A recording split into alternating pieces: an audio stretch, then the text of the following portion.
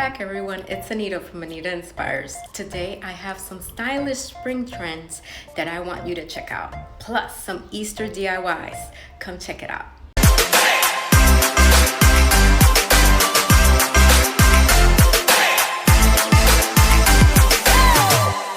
I'm doing a quick video here of my next DIY. It is candles. I'm gonna be melting this candle and making my own. This is just what it looks like from down in the bottom to the top. I have to let it dry. As you can see here, I took one of the wicks from one of the candles and I placed it in the middle. I'm holding it with this pin and I'm layering it in different colors. I have white, pink, and red, and yellow. This is the last layer that I'm doing. This is the pink one, and we're gonna let it dry.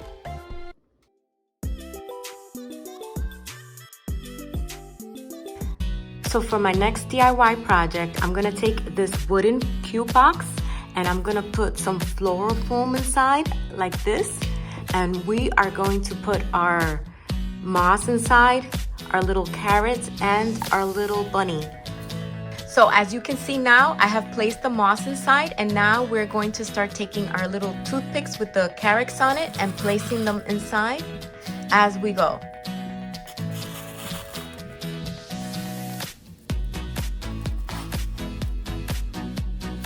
I'm gonna put my little Easter bunny right here, like that, and I'm going to finish filling it in.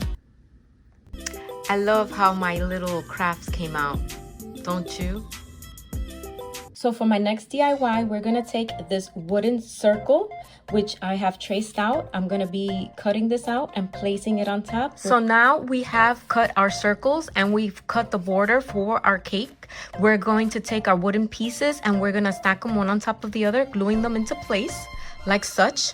We're then gonna take this, and I cut the strip because we're gonna wrap it around, but I extended it a little bit just in case it was too short. So we're gonna wrap that around. We're gonna hot glue it, so then later on we can put our spackle on top. So now I have placed my cover on top of my wooden piece, and I've also put the wrapping around, and now I have this little foam part and I embellished it with this, and we're gonna start to put the spackle around it.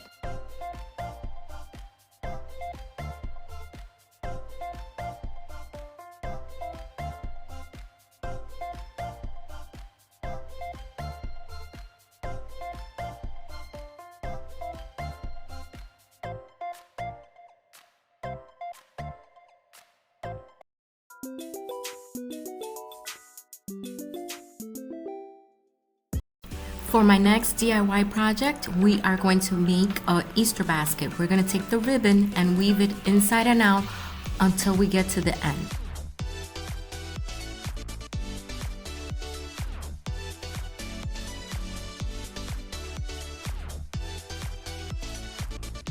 So now I am in the last section of the laundry basket. I'm weaving it in and out, but just notice that this is smaller than this, so you're gonna be tugging it a little bit more while you weave it in and out.